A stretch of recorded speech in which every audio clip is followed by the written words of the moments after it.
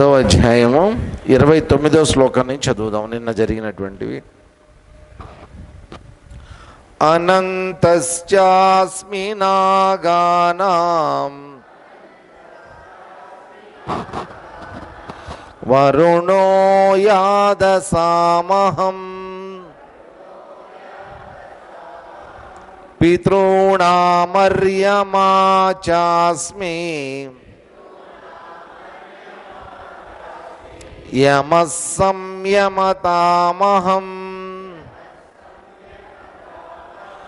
ప్రహ్లాదశ్చాస్మి దైత్యానాం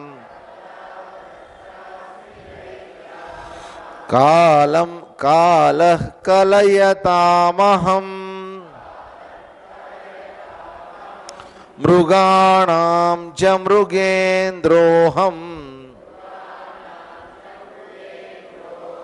వైనతేయశ్చ పక్షిణాం పవనః పవతామస్మి రామశస్త్రభృతామహం ఝషాణాం మకరశ్చాస్మి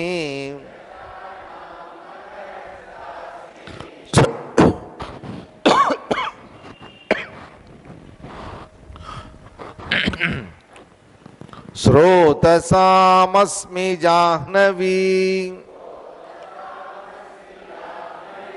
సర్గాణామాదిరంతశ్చ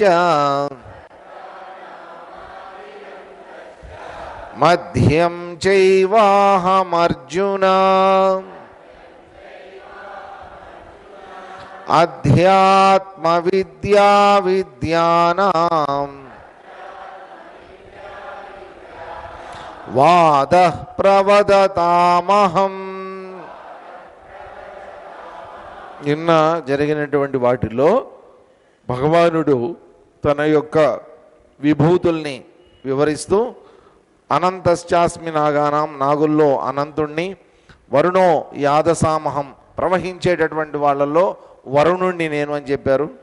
పితృదేవతల్లో అర్యముడైనటువంటి వాడు, వాళ్ళ రాజు ఎవరైతే ఉన్నారో ముఖ్యుడు, ఆయన నేను అని చెప్పారు. సంయమతాం యమః అస్మి, సంయమనం కలిగినటువంటి వాళ్ళల్లో, చక్కగా సరైనటువంటి నిర్ణయాలు తీసుకోగలిగినటువంటి వాళ్ళల్లో యముణ్ణి నేను అని చెప్పారు. రాక్షసుల్లో ప్రహ్లాదుణ్ణి నేను అని చెప్పారు. అసలు రాక్షసుల్లో పుట్టి రాక్షస ప్రవృత్తే లేనటువంటివి దేవత ఆయన, అందుకని ప్రహ్లాదుణ్ణి నేను అని చెప్పారు. కాలః కలయతామహం, లెక్కించేటటువంటి వాళ్ళల్లో కాలాన్ని నేను అని చెప్పారు. మృగాణాం చ మృగేంద్రోహం, మొత్తం జంతువులన్నిటిలోకెల్లా సింహాన్ని నేను అనే విషయం చెప్పారు. వైనతేయశ్చ పక్షిణాం, పక్షుల్లోకెల్లా కూడా ఈయన వైనతేయ పక్షి ఎవరైతే ఉన్నారో, గరుత్మంతుడు ఎవరైతే ఉన్నారో అది నేను అని చెప్పారు. పవనః పవతామస్మి, అంటే పావనం చేసేటటువంటి వాళ్ళల్లో నేను గాలిని, వాయువుని అని చెప్పారు. శస్త్రభృతాం రామః, శస్త్రాలు ధరించినటువంటి వాళ్ళల్లో, అస్త్రశస్త్రాలలో ప్రావీణ్యులైనటువంటి వాళ్ళల్లో రాముణ్ణి నేను అనే విషయం చెప్పారు. మకరశ్చాస్మి ఝషాణాం, నీటిలో ఈదులాడేటటువంటివి, ఝషాణం అంటే నీటిలో ఈదులాడేటటువంటివి ఏవైతే ఉన్నాయో వాటిల్లో మకరం అంటే మొసలి నేను అని చెప్పారు. శ్రోతసామస్మి జాహ్నవి, నదులన్నిటిలో కూడా ప్రవహించేటటువంటి నదులన్నిటిలోకెల్లా గొప్పదైనటువంటి జాహ్నవి గంగానది, జహ్ను మహాముని యొక్క చెవులోంచి వచ్చినటువంటి ఆ జాహ్నవి అనే పేరు కలిగే జహ్ను కన్య అంటారు. అందుకనే ఆవిడ గంగానది ఎవరైతే ఉన్నారో ఆవిడ్ని నేను అని చెప్పారు. సర్గాణాం ఆదిరంతశ్చ, అంటే మద్యం చైవాహ, మొత్తం అంతా కలిపి చెప్పారన్నమాట. సర్గ అంటే పుట్టుక, ఆది మొదలు, తర్వాత సృష్టి యొక్క మొదలు, మధ్యము, అంతము అంతా కూడా నేనే ఉన్నాను అని చెప్పారు. విద్యలలో శ్రేష్టమైనటువంటి అధ్యాత్మ విద్య, అధ్యాత్మ విద్య అంటే ఆత్మతత్వాన్ని తెలియజేసేటటువంటి విద్య ఏదైతే ఉందో ఆ విద్యని నేను అన్నారు. వాదః ప్రవదతామహం, వాదించే వాళ్ళల్లో వాదనా శక్తి ఏదైతే ఉందో ఆ శక్తిని నేను అని చెప్పి దాదాపుగా నాలుగు నాలుగులు 16 లక్షణాలను మనకి ఇక్కడ ఉంచారు, ఒకటి తక్కువ 15 లక్షణాలని నిన్న ఆయన ఇవన్నీ నేనే అనేటువంటి చెప్పారనమాట. వాస్తవంగా ఇవన్నీ లక్షణాలు కావు, ఆయన యొక్క ఎక్స్ప్రెషన్స్. ఆయన మన ముందు వ్యక్తమవుతున్నటువంటి వాడు. అటు పౌరాణికంగా కానీ ఇటు ప్రపంచంలో కానీ రకరకాలైనటువంటి ఉత్తమమైనటువంటి వాటిగా ఏదైతే వ్యక్తమవుతున్నాడో అవన్నీ కూడా నేను అని చెప్పారు. తర్వాత 33వ శ్లోకం చదువుదాం ఇవాళ. అక్షరాణామకారోస్మి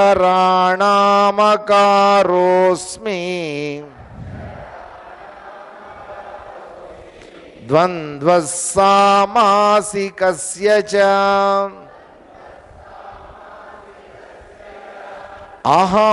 అహమేవాక్షయః కాలః ధాతాహం విశ్వతో ముఖః.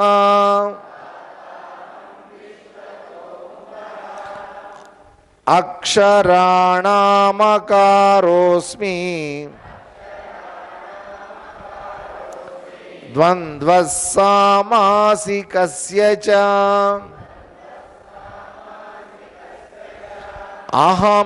అహమేవాక్షయః కాలః ధాతాహం విశ్వతో ముఖః.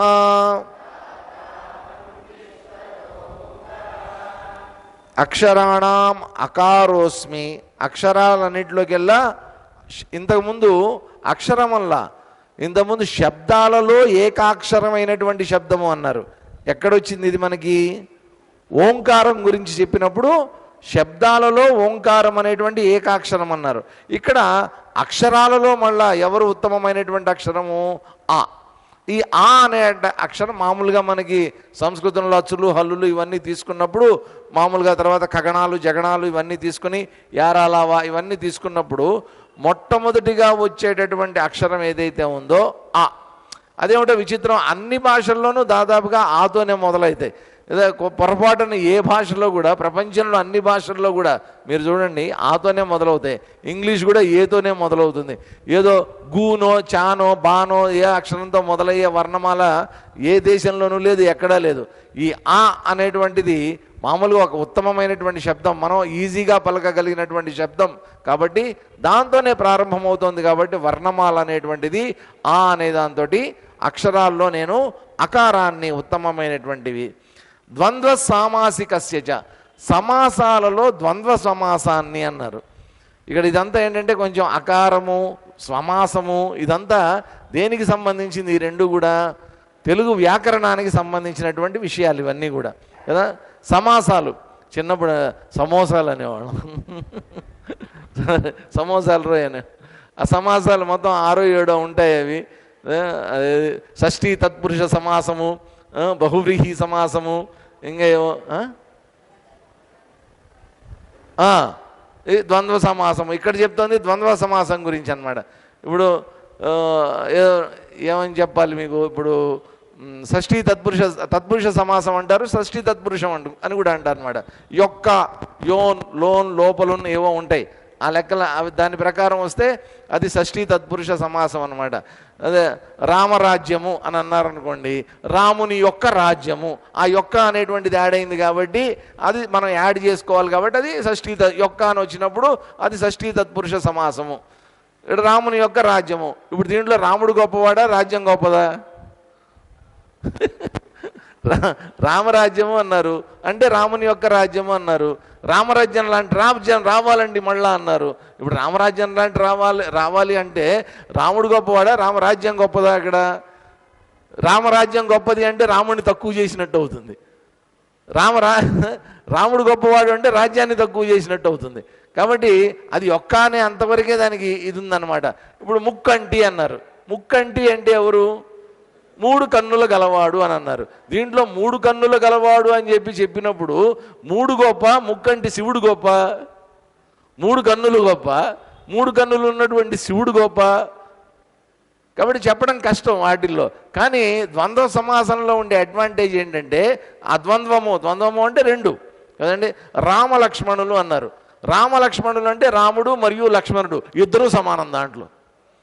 సీతారాముడు ఇద్దరు ముఖ్యమైనటువంటి వాళ్ళే. బలరామకృష్ణుడు, బలరాముడు కృష్ణుడు ఇద్దరూ సమానమైనటువంటి వాళ్ళే.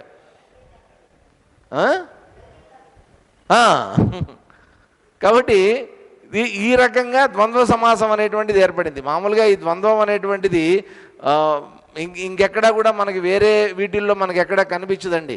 మామూలుగా ఇంగ్లీష్లో కూడా ఏంటంటే సింగులరు ప్లూరలు అంటాం మనం, అంతే.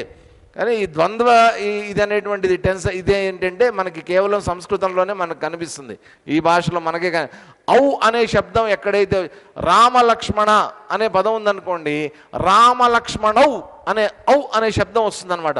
ఔ అనేటువంటిది ఎక్కడైతే వచ్చిందో భరత శత్రుఘ్నౌ, భరతుడు శత్రుఘ్నుడు, రామలక్ష్మణౌ.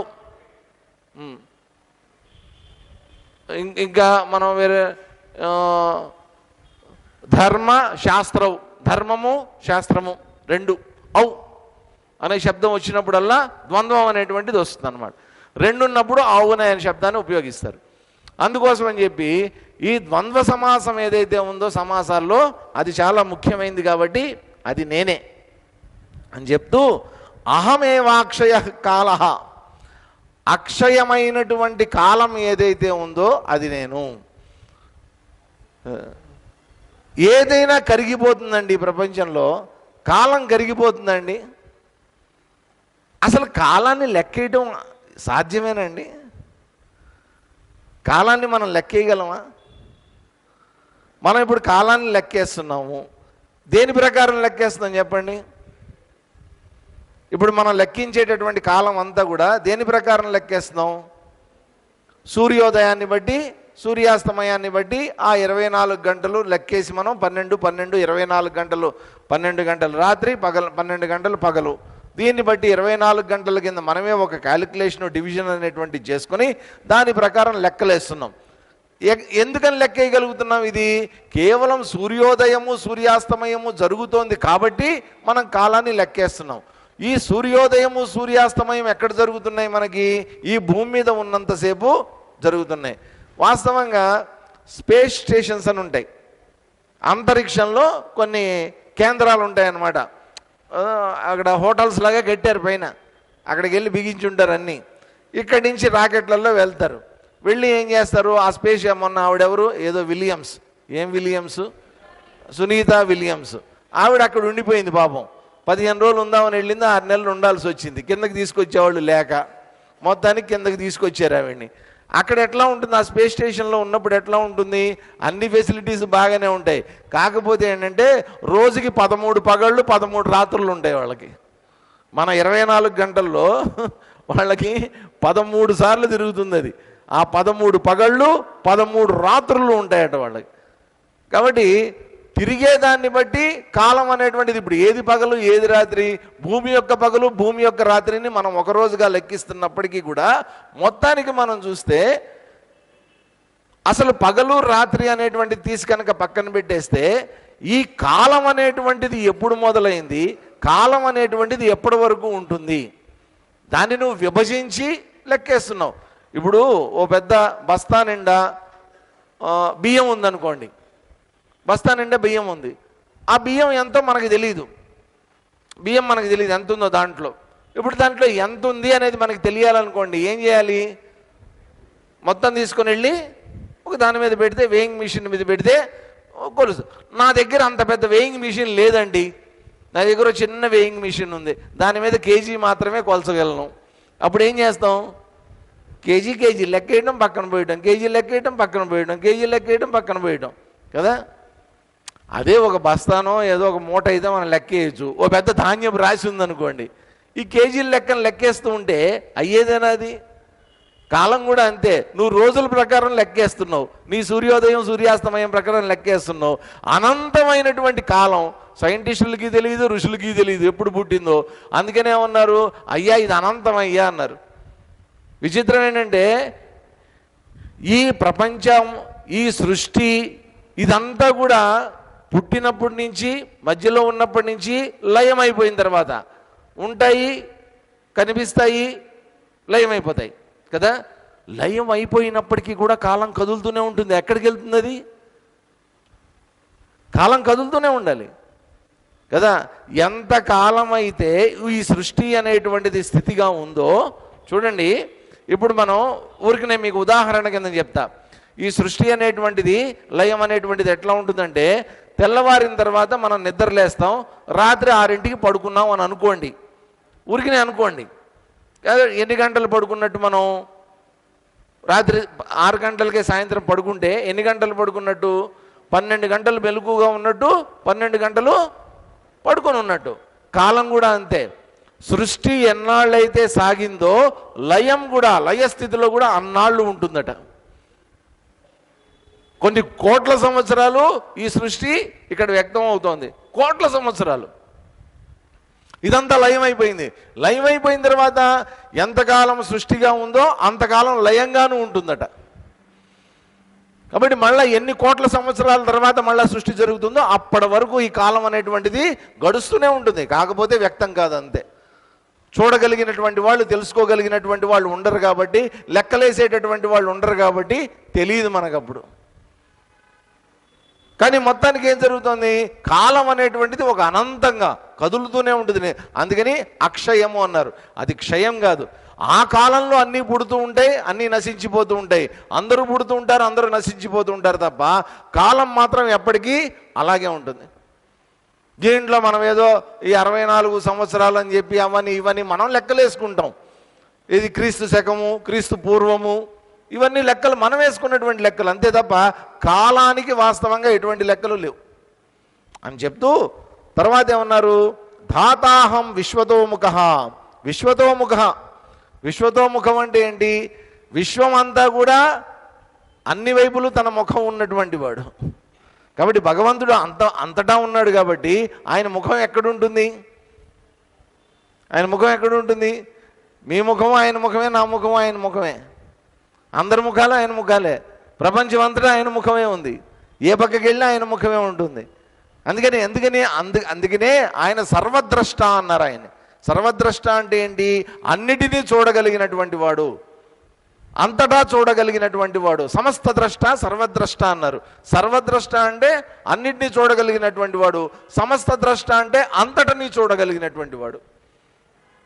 ఎందుకని చూడగలుగుతున్నాడు ఆయన? అన్ని పక్కల ఆయనకి ముఖాలు ఉన్నాయి కాబట్టి. ఇప్పుడు మాకు ఉన్నాయి, మా గుళ్ళో సీసీ కెమెరాలు పెట్టుంటాం. ఒక 7-8 ఉన్నాయి సీసీ కెమెరాలు. ఎప్పుడు ఒకటి పని చేయదు, దాంట్లో మొత్తానికి ఒక 7 అన్నా పనిచేస్తూ ఉంటాయి రెగ్యులర్గా. ముఖం మేము ఎప్పుడన్నా చూడాలనుకోండి మొబైల్లో పెట్టి చూసుకుంటాం, మొబైల్లో పెట్టుకుని కనెక్ట్ చేసుకుని ఉంటాం. అక్కడికే వెళ్ళి చూడక్కర్లా, ఇక్కడ కూర్చొని చూసుకోవచ్చు అనమాట. ఆయన కూడా అంతే, ఆయన ఇక్కడే ఉండి చూడక్కర్లా, మనందరం ఆయనకి సీసీ కెమెరాలే, మన ద్వారా ఆయన అందరూ చూస్తూనే ఉంటాడు అంతటిని ఆయన. కాబట్టి అంతటా ఉన్నటువంటి వాడు, అన్నీ చూడగలిగినటువంటి శక్తి కలిగినటువంటి వాడు. అంతేకాకుండా దాత. ఎవరి దాత అయినా కర్మఫల ప్రదాత అనమాట. మనం చేసేటటువంటి కర్మలన్నిటికీ కూడా ఫలాన్ని ఇచ్చేటటువంటి దాత ఎవరైతే ఉన్నారో అది కూడా నేనే అని చెప్తున్నారు. తర్వాత చూద్దాం. మృత్యు సర్వహరశ్చాహం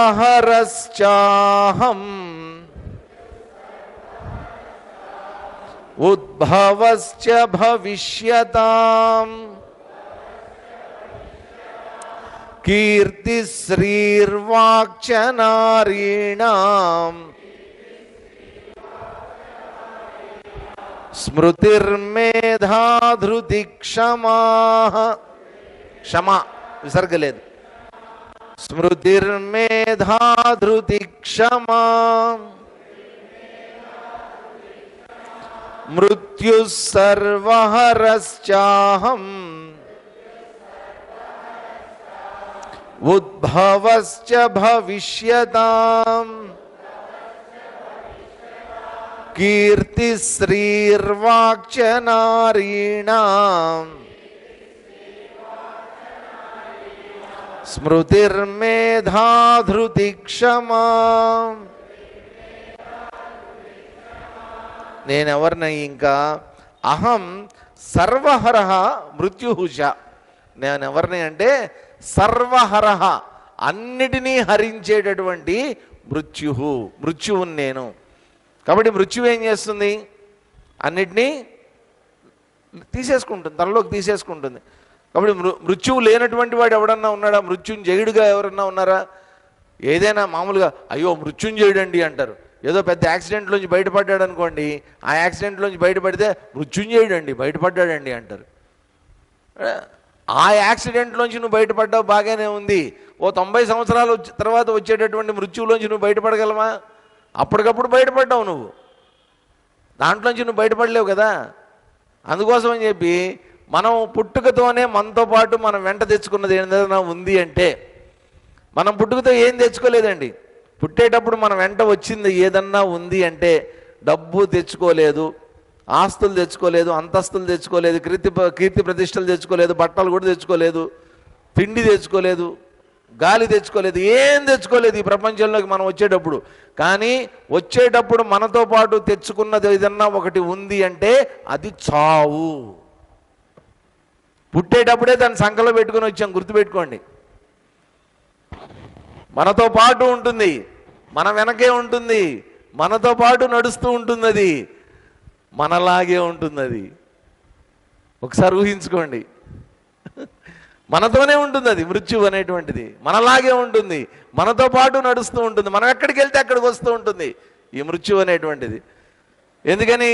ఏదో ఒక రోజు నిన్ను తన లోపలికి లాక్కోవడానికి సిద్ధంగా ఉండేటటువంటిది అన్నమాట. అది ఎప్పుడు వస్తావా అని వెయిట్ చేసేటటువంటిది అన్నమాట. నీ బంధువులందరూ కూడా ఒక పక్కన అయ్యో వెళ్ళిపోయావా అని ఏడుస్తూ ఉంటే, నేను తీసుకెళ్తున్నా డోంట్ వర్రీ అని చెప్తూ ఉంటుంది మృత్యు. కాబట్టి అన్నిటినీ హరించేటటువంటి మృత్యు ఎవరైతే ఉన్నారో అది నేను. ఉద్భవస్య భవిష్యతాం. భవిష్యతాం అంటే ఇప్పుడు ఏంటంటే అన్నీ చనిపోయినటువంటివి, ఇంతకుముందు అన్నీ చనిపోయినటువంటివి మృత్యువులోకి వెళ్ళిపోయాయి. పుట్టబోయేటటువంటివి ఏవైతే ఉన్నాయో భవిష్యతాం, భవిష్యత్తులో పుట్టబోయేటటువంటివి ఏవైతే ఉన్నాయో వాటి యొక్క పుట్టుకను కూడా నేనే. పుట్టినటువంటివి చనిపోయేటటువంటి మృత్యువుని నేనే. ఇక ముందు ముందు పుట్టబోయేటటువంటి వాళ్ళు ఎవరైతే ఉన్నారో వాటి యొక్క పుట్టుకని కూడా నేనే. కాబట్టి చావు పుట్టుక ఈ రెండు ఎవరికి సంబంధించినవి? ఈ రెండు భగవంతుడికి సంబంధించినవండి. అందుకని పుట్టినప్పుడు పండగ చేసుకుంటాం, చనిపోయినప్పుడు ఏదో కాసేపు ఏడుస్తాం, కానీ మొత్తానికి తర్వాత చేయాల్సినటువంటి తంతులు క్రతువులు అన్నీ కూడా జాగ్రత్తగా చేస్తాం. నేను కొన్నిసార్లు చూస్తా, అది అంటే బహుశా అదొక సాంప్రదాయమో లేకపోతే ఏదన్నా పెట్టారు అట్లాగా, నాకైతే తెలియదు. కానీ శవాన్ని తీసుకుని వెళ్ళేటప్పుడు ఏం చేస్తారంటే డప్పు వాయిస్తారు. అది ఎందుకు పెడతారో తెలీదు. బహుశా డప్పు శబ్దం విని పొరపాటున ఎక్కడన్నా ఇంకా బతికుంటే లేస్తాడని పెట్టుంటారు. అదంతా మొత్తానికి వాడిని మోసుకెళ్ళేటప్పుడు బ్యాండ్ మేళం పెడతారు. బ్యాండ్ మేళం పెట్టి, అది కూడా ఒక విచిత్రమైన పాట. నేను కడపలో ఉన్నా, కడపలో ఒక 2 ఏళ్ళు పనిచేశాను అనమాట. ఆ శంకరాపురం చివరిలో గంజిగుంట కాలనీ అని ఉంది.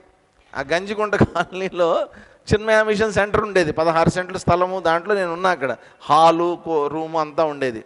విచిత్రం ఏంటంటే నాకు వెనక పక్కేమో క్రిస్టియన్ సమాధులు, ఇటు పక్కేమో ఎడం పక్కనంతానేమో హిందువుల సమాధులు అనమాట. అదే దహన సంస్కారాలు అన్నీ అక్కడే జరుగుతూ ఉంటాయి అనమాట. ప్రతిరోజు సాయంత్రం అవ్వంగానే చక్కగా నాకు వినిపించేటటువంటి మ్యూజిక్ ఏంటంటే రఘుపతి రాఘవ రాజారాం పిపి పిపి అని వాయిస్తుంటారు అనమాట. అక్కడ ఏంటంటే ఒక దింపుడు కళ్ళం ఉంది. ఆ దింపుడు కళ్ళం దగ్గర దించుతారు ఒకసారి.